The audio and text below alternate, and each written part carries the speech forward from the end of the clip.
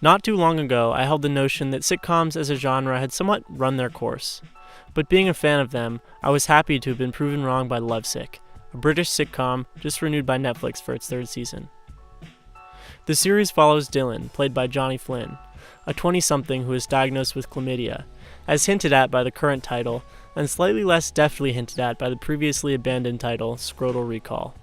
Dylan begins contacting his previous sexual partners, one every episode, leading to a series of flashbacks that gradually reveal who he is by telling the stories of past relationships and one-night stands. While this past-present story structure is far from new at this point, Lovesick perfects it with superb pacing and performances.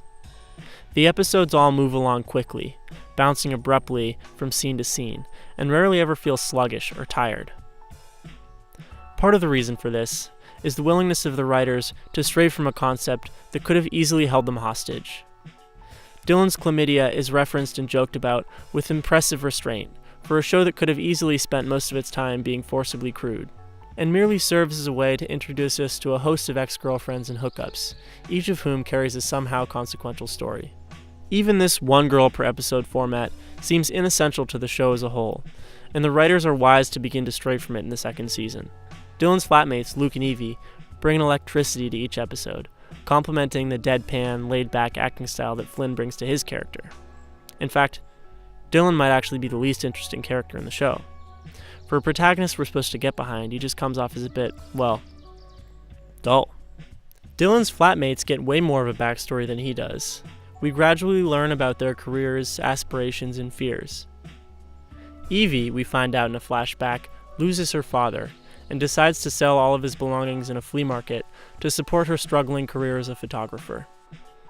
Dylan describes her in a flashback as cynical and mean, but they warm up to each other and a romance forms. We get to watch this unfold in the past, all the while knowing that Evie will get engaged to another man 6 years later in our present. It's an on-again, off-again, will they or won't they relationship that tugs at the heartstrings and teaches the all-too-easy-to-forget life lesson that timing is everything. At first glance, Luke too appears to be a shallow character, a playboy with little to offer besides comic relief, the likes of Barney Stinson, a la How I Met Your Mother. But he proves to be far more complex and interesting than the pilot alone suggests. His garish, manic attitude we learn in the second season is an almost nihilistic overcorrection for a lost love.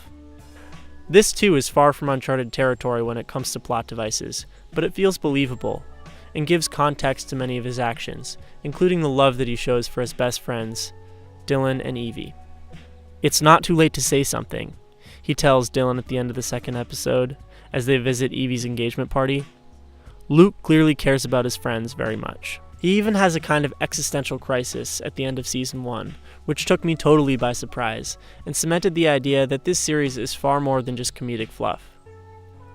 That said, his lines are hysterically funny, and do prevent the show from feeling overly melodramatic. Lovesick is a witty, fast-paced comedy whose characters feel unexpectedly real, and inject a refreshing emotional core into classic TV sitcoms.